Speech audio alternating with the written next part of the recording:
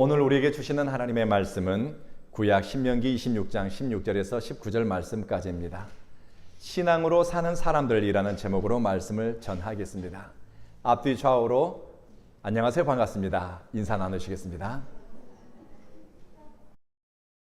하나님의 평화가 여러분과 함께 하기를 주의 이름으로 축복합니다. 죄악 가운데서 잉태되고 나고 자란 인생이 어떻게 하나님을 기쁘게 할 수 있을까요? 그런데 우리는 성경에서 하나님을 감동시키고 또 하나님을 기쁘게 한 사람들의 선택과 삶을 발견하게 됩니다. 히브리서 11장에서 믿음이 없이는 하나님을 기쁘시게 할 수 없다고 말씀합니다. 믿음에서 난 생각, 믿음에서 난 사랑, 믿음을 쫓아간 삶의 흔적들이 하나님을 기쁘시게 한다는 의미입니다. 믿음의 삶이 주님을 감동시키고 믿음의 선택이 하나님께 기쁨이 됩니다. 저는 오늘 하나님을 경외하는 믿음으로 일상을 산 사람들에 관한 이야기를 들려드리겠습니다. 이분들의 이야기를 통해서 지나간 우리의 선택과 모습을 성찰하고 또 앞으로 살아갈 방향을 살펴보았으면 합니다. 먼저 신앙으로 산다는 것은 일상의 삶 속에 신앙 고백을 담아내는 것입니다. 사람 보기에는 큰 일이 하나님께 영광이 될 수 있지만 하나님의 영광을 위해 선택한 작은 일이 말씀을 쫓아 살아간 인생의 흔적들이 하나님께 영광이 된다는 것을 우리는 기억해야 합니다. 하나님의 영광을 드러내는 자리가 꼭 예루살렘 성전만은 아닙니다. 내게 허락된 일터, 주어진 시간과 기회들이 하나님께 영광 돌리고 사명을 감당하는 자리입니다. 열왕기상 21장에 나봇이라고 하는 사람에 관한 이야기가 소개됩니다. 나봇은 왕에게 밉보여서 억울하게 목숨을 잃었고 그가 가진 재산을 강탈당했습니다. 그러나 나봇의 인생 목적과 삶의 가치를 꼼꼼히 살펴보면 그가 말씀을 지키고 믿음으로 살기 위해 얼마나 애를 쓴 사람인지 우리는 알 수 있습니다. 나봇은 사마리아 왕궁 맞은편에서 포도 농사를 짓던 농부였습니다. 그의 포도원은 수백 년 전 하나님이 조상들에게 약속으로 주셨고 유업으로 물려받은 땅이었습니다. 나봇은 하나님이 주신 땅을 가꾸고 지키고 관리하는 것을 사명으로 여겼고 순종했습니다. 그는 하나님이 주신 땅을 물질적 가치로 평가하지 않았습니다. 하나님이 기업으로 준 땅을 매매의 대상 혹은 탐욕을 위한 수단으로 삼지 않았고 하나님 사랑의 결과물로 여기고 떠돌이 유목민에게 정착할 땅을 주신 하나님께 감사하며 하나님을 섬겼습니다. 그런데 어느 날 쿠데타로 권력을 잡은 오므리라고 하는 왕이 수도를 사마리아로 옮긴 것입니다. 나봇의 포도원 맞은편에 왕궁이 건축되었습니다. 아무도 예측하지 못했는데 한적한 시골이 갑자기 국가, 정치, 경제의 중심지가 된 것입니다. 그런데 땅값이 오르든 말든 도시가 세워졌든 말든 나봇에게는 큰 관심사가 아니었습니다. 그는 하나님이 약속으로 주신 터전에서 포도원을 가꾸고 일하면서 하나님을 경외했습니다. 나봇에게 포도원은 그 땅은 물질적 가치보다는 하나님이 땅을 주시겠다는 약속을 지킨 은혜의 증거였습니다. 그리고 말씀을 순종해야 할 사명의 터전이었습니다.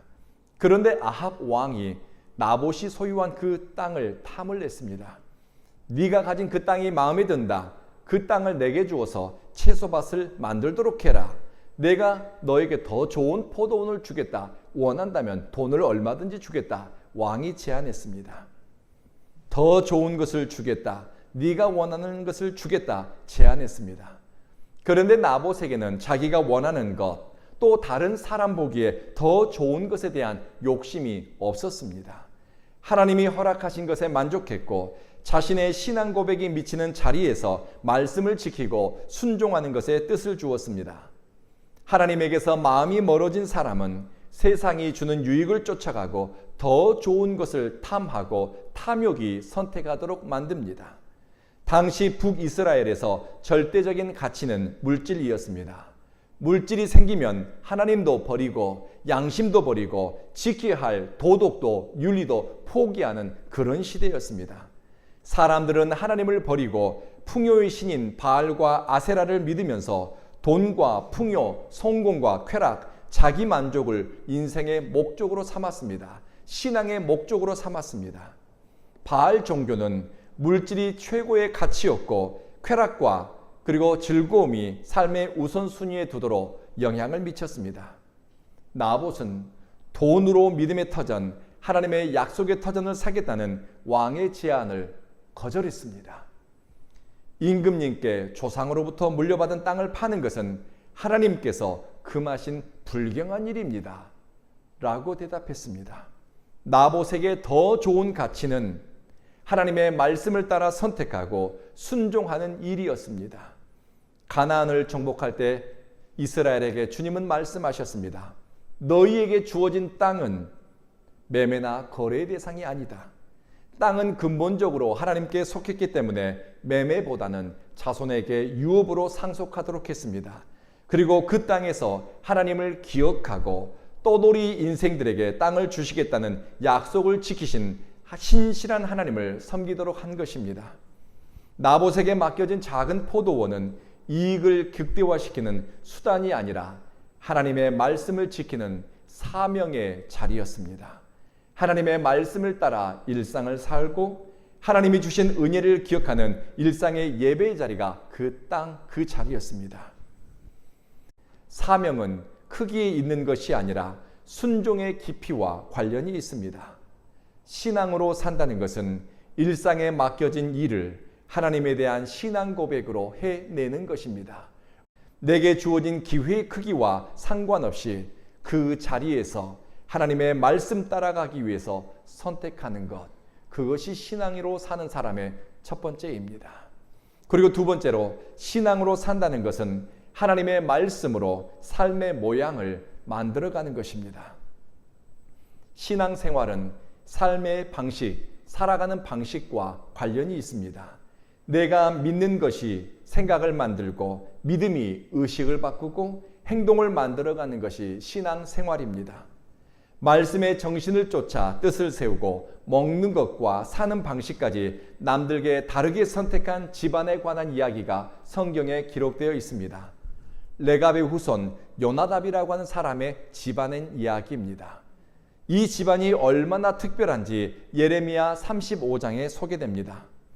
하나님은 예레미야에게 이렇게 말씀하십니다. 레갑의 아들 요나답의 후손을 초대해서 그들에게 포도주를 주어서 먹게 하라. 그런데 레갑 자손들은 그들의 조상 요나답이 집을 짓지 말고 포도원과 밭을 소유하지 말고 장막에 살면서 포도주를 마시지 말라고 유언했다면서 포도주 마시는 것을 거절했습니다. 여기에는 숨은 뜻이 있습니다. 당시 이스라엘의 불순종과는 반대로 레갑 자손들은 선조들이 내린 신앙의 유산을 붙잡고 나실인 완전히 하나님께 헌신되고 구별되는 삶을 살기 위해서 포도원을 가꾸거나 심지어 포도주를 마시는 것까지 그들은 삼가했습니다. 레갑의 후손들이 살았던 시대는 세기 말의 풍조가 만연한 시대였습니다. 남의 포도원과 재산을 빼앗기 위해서 거짓말이 횡행했고 살인을 저지르는 것까지 아무렇지도 않게 이런 사건들이 일어났습니다. 가난한 사람들의 머리에 묻은 먼지까지 탐할 정도로 인신매매와 더불어서 고리대금이 성행했습니다. 성적 타락은 국가 전체가 부패의 영으로 가득했습니다. 그럼에도 불구하고 레갑의 아들 요나답의 후손들은 거룩한 헌신을 상징하는 나실인 규정을 지키고 탐욕과 욕망을 쫓아가기보다는 자발적인 가난과 거룩한 삶을 위해서 스스로를 구별했습니다. 바보처럼 살았습니다. 세상 물정 모르는 사람들처럼 그들은 행동했습니다. 그러나 하나님 보시기에는 이 사람들은 부패한 시대의 빛을 발하는 존재들이었습니다. 레갑의 후손이 포도주를 입에 대지 않고 나실인 규정을 지키는 것은 250년 전의 조상 요나답 때문이었습니다. 요나답은 여호나답이라고도 불립니다. 열왕기하 10장에 기록되어 있습니다. 북이스라엘에서 예후라고 하는 사람이 쿠데타를 일으켜 오므리 왕조를 몰아내고 예후 왕조를 세우게 됩니다. 이 예후라고 하는 사람이 왕조를 세울 때 오므리 왕조의 영적 타락과 부패함은 극에 달했습니다. 하나님은 예후라는 사람을 통해 오므리 왕조 아합 왕을 심판합니다. 예후는 쿠데타를 일으켜서 성공합니다. 그는 정권을 차지한 후에 종교 개혁을 일으켰습니다. 바알과 아세라, 우상을 섬기는 사람들을 척결하고 우상의 집들을 제거했습니다. 이때 예후가 쿠데타를 일으킬 때 레갑 집안의 요나답이라고 하는 사람에게 제안을 합니다. 나와 같이 종교 개혁을 일으킵시다. 나와 같이 하나님을 위해서 헌신을 합시다. 요나답을 설득했습니다. 요나답은 예후를 도와서 혁명을 성공시켰습니다. 그런데 놀랍게도 요나답은 개국 공신으로서 큰 상을 받고 엄청난 부를 쌓아도 될 텐데 그의 자식들과 후손들에게 유언을 남겼습니다. 너희는 집을 짓지 말고 포도원을 소유하지 말고 포도주도 마시지 말고 철저하게 구별되고 거룩한 삶을 살아라. 유언을 남긴 것입니다. 왜 그랬을까? 성서학자들은 이렇게 해석합니다. 요나답은 바알과 아세라 종교에 물든 이스라엘을 개혁하고 싶어서 예후를 도왔는데 예후는 요나답과 생각이 달랐습니다. 완전한 종교 개혁을 못한 것이 아니라 예후 왕은 하지 않았습니다. 예후는 자신이 권력을 잡고 안정적인 권력을 유지하는 한도에서 우상을 타파하고 종교 개혁을 시도했습니다. 그래서 단과 베델에 있는 황금 송아지 우상은 제거하지 않았습니다. 사람들이 욕망하는 것이 무엇인지 예후는 알았기 때문에 권력 유지를 위해서 사람들이 선호하는 황금 송아지를 그대로 두었습니다. 이때 요나답은 하나님 없는 권력의 실체, 사명 없는 기회가 얼마나 공동체를 위협하는지를 보았습니다. 요나답이 바랬던 것은 하나님의 율법이 회복되고 정의와 공의가 흐르고 사람들이 참되게 하나님을 섬기며 하나님을 알아가는 것이었습니다. 그런데 오므리 왕조도 예후 왕조도 토지법을 수단으로 남의 땅을 빼앗고 그곳으로 왕권을 강화하는 것을 보았습니다. 신앙의 길보다는 하나님 없는 제국의 길을 선택하는 것을 보면서 요나답은 결심했습니다. 사는 삶의 방식, 먹고 마시는 것, 선택의 원리를 세상의 흐름과 유행, 시대 정신이 아니라 거룩하고 구별된 신앙의 길을 따라가기로 결정한 것입니다. 그래서 요나답은 땅을 소유하지도 말고 집을 짓지도 말고 포도주도 마시지 말고 떠돌이 유목민으로 하나님을 경외하며 살라고 유언을 남겼습니다. 이 유언이 무려 250년에 걸쳐서 지켜졌고 예레미야 시대까지 이어진 것입니다. 레갑의 후손들은 하나님 앞에서 끊어지지 않을 것이라고 하는 소망의 말씀을 예레미야 선지자를 통해서 듣게 됩니다. 그런데 예레미야 시대에 살았던 당시의 사람들은 앞으로 바벨론에 의해서 모든 것을 빼앗기고 그들이 소유한 것들이 파괴되고 예측할 수 없는 역사의 소용돌이 속으로 휩쓸려가게 됩니다. 그러나 레갑의 후손 요나답의 자손들만은 소망의 말씀을 듣게 됩니다. 레갑 자손은 입으로 전해진 말씀을 듣고서도 그 말씀의 정신을 쫓아 먹는 것, 마시는 것, 살아가는 방식을 의지적으로 선택했습니다. 이것이 신앙으로 사는 인간의 모습입니다. 세 번째로 신앙으로 산다는 것은 서로 사랑하는 것을 통해 사명을 이루어가는 것입니다. 예수님을 감동시켰던 사건 가운데 이런 일이 있습니다. 어떤 사람이 중풍에 걸려 온몸이 마비되었습니다. 오랜 병에 효자가 없다고 하지요. 그런데 이 중풍병에 걸린 사람에게는 좋은 친구들이 여럿 있었습니다. 어떻게 해야 친구를 도울 수 있을까? 이분들은 자기들의 친구가 알아 누운 것을 보고 너무나 마음이 아팠습니다. 그래서 몸을 움직이지 못하는 이 친구를 예수님에게 데리고 가자 결정하고 뜻을 세웁니다. 예수님에게 찾아가는데 너무나 많은 사람들이 모여 있는 것이었습니다. 예수님께 가까이 다가갈 수가 없었어요. 그래서 친구들은 이런 결단을 합니다. 예수님이 들어 계신 집이 옥상 위로 올라가서 옥상을 뜯어내기 시작했습니다. 옥상에 구멍을 내고서 그 구멍을 통해 예수님 앞으로 중풍병자인 친구를 달아내린 것입니다. 예수님은 이 친구들의 믿음을 보시고 크게 감탄했습니다. 예수님이 감탄한 믿음은 사랑의 선택을 통해서 드러났습니다. 사랑하는 사람을 위해 짐을 지는 용기입니다. 사랑 때문에 욕먹을 각오를 하고 사랑 때문에 남들이 선택하지 않은 일을 해내는 지혜입니다. 신앙으로 산다는 것은 사랑을 쫓아서 사명을 이루어내는 것입니다. 굉장히 오래전 일인데요. 제가 서울에서 부교역자로 사역을 할 때 딸을 낳았습니다. 당시 교회에는 일부 예배가 아침 7시 반에 있었는데요. 이 예배의 성가대는 연세가 많으신 할머니, 권사님, 집사님들이 이 성가대원으로 봉사하는 것입니다. 보통 성가대원들이 아침 6시 반에 모여서 연습을 하고 예배에 들어가는데 너무 이른 아침이라서 반주자 구하기가 어려웠습니다. 제 아내가 일부 성가대 반주를 맡았습니다. 아내는 9월에 아이를 낳았고 병원에서 퇴원하자마자 주일 아침 6시면 아이를 들쳐업고 교회로 갔습니다.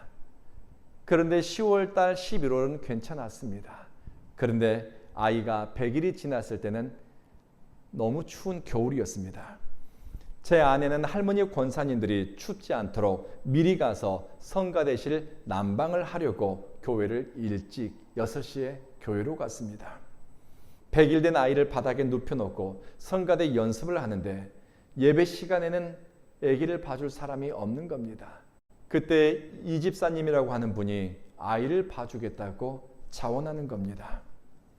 그 집사님이 가만히 보니 어린 사모가 아기를 낳고 100일도 안 된 핏덩이를 데리고 새벽 6시에 교회에 와서 아이를 보자기에 싸서 바닥에 눕혀놓고 반주하는 모습이 되게 마음이 아팠나 봐요.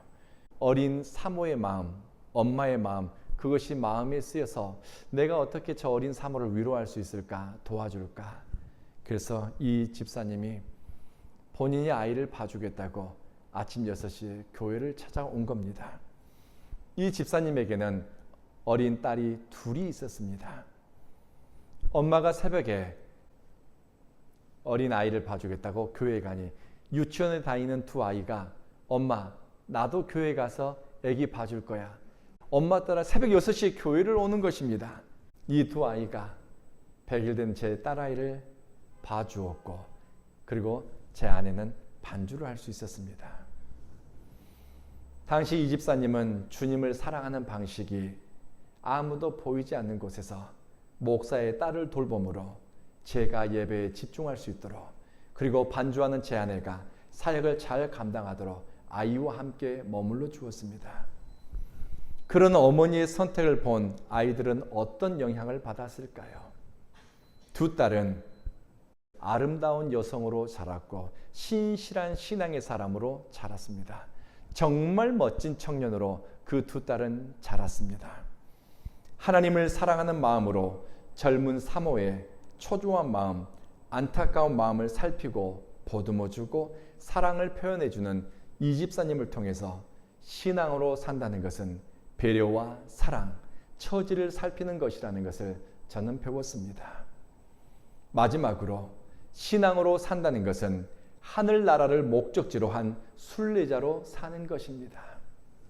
신앙으로 살았던 많은 믿음의 사람들은 목적지를 하나님 나라로 설정했습니다.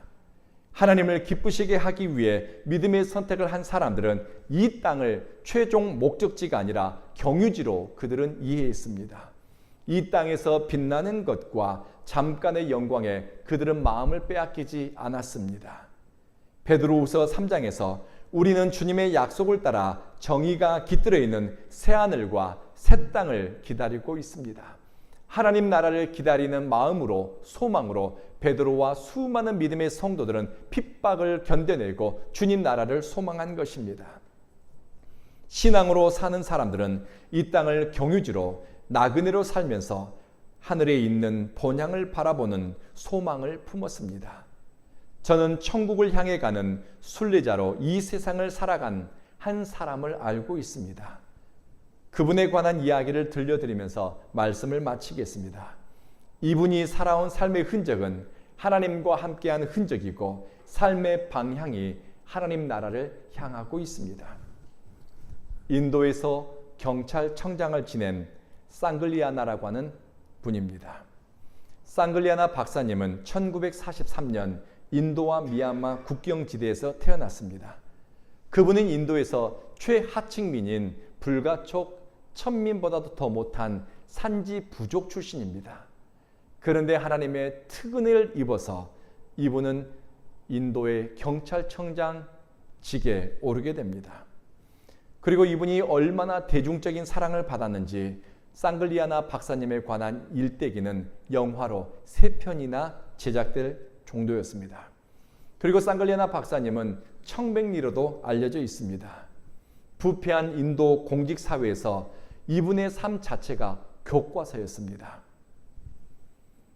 부인이 장을 보러 갈 때 경찰청장의 관용차를 이용한 적이 몇 번 있었습니다. 그런데 상글리아나 박사님은 사적으로 경찰청장의 관용차를 이용했다고 자기 부인을 검찰에 고소했습니다. 어떻게 그럴 수 있을까? 그분은 그렇게 사셨어요. 한 10여 년쯤 전에 이 상글리아나 박사님이 당신 집으로 저를 초대해 주셨습니다. 그분 집에 가서 식사를 하고 교제를 하는데, 인도에서는 손님이 오면 자기 집을 구경시켜주는 그런 문화가 있습니다. 상글리아나 박사님이 집을 구경시켜준다면서 저를 안내하는데, 주 목사님, 집을 보기 전에 기도를 먼저 합시다. 저는 집 구경하면서 기도하는 집은 이 집이 처음이었습니다. 그러면서 본인이 그냥 기도를 시작하는 거예요. 이런 내용입니다. 하나님, 이제부터 제가 주 목사님에게 우리 집을 보여줍니다. 하나님이 나를 높여주셨고 영광스럽게 해주셔서 많은 훈장과 메달을 받게 하셨는데, 행여나 그것으로 내 자랑하지 않게 하시고 하나님의 영광 가리지 않게 해주십시오. 하나님만 영광 받아주세요. 그리고 그분이 집을 구경시켜주고 저를 그분의 서재로 데리고 들어갔습니다. 깜짝 놀랐습니다. 그분의 서재에는 사면에 있는 벽에 훈장과 상장과 메달들이 벽을 가득 채우고 있었습니다. 수많은 외국 정상들과 교제한 자료들과 기념품들이 쌓여 있었습니다. 상글리아나 박사님이 이렇게 말씀하는 겁니다. It's not real. 이것은 진짜가 아닙니다. 진짜는 하나님 나라에 있습니다. 진짜 빛이 나고 진짜 기억되고 진짜 소중한 가치는 여기에 보이는 것들이 아니라 하나님 나라에 있습니다. 그렇게 들려주시더라고요. 평생 하나님 나라의 상급을 바라보면서 시민들의 공복으로 하나님의 종으로 살아온 겁니다. 그렇게 살다 보니 지난 시간에 대한 미련도 없고 앞으로 맞이하게 될 시간과 죽음에 대한 두려움도 없습니다. 자기 삶에서 이뤄낸 그 업적과 찬란한 삶에 대한 자랑도 없습니다. 자기 과시도 없습니다. 하나님에 대한 자랑과 자기를 높여주신 그 하나님에 대한 영광만 가득한 것입니다. 나이가 들수록 몸이 연약해질수록 하나님 나라에 대한 소망만 커가는 것입니다. 성도 여러분, 신앙으로 산다는 것은 하나님이 말씀하신 것을 마음을 다하고 목숨을 다해 따르는 삶의 태도이고 자세입니다. 하나님과 함께 주님이 보여주신 길을 따르며 순종하기 위해 마음을 모으는 사람을 주님은 높여주시고 영광스럽게 하시며 거룩한 백성으로 그 존재를 변화시켜 주십니다. 여러분이 살아갈 한 주간이 믿음으로 선택하고 신앙으로 바라고 믿음으로 하나님을 기쁘시게 하기를 주의 이름으로 축복합니다. 기도하겠습니다.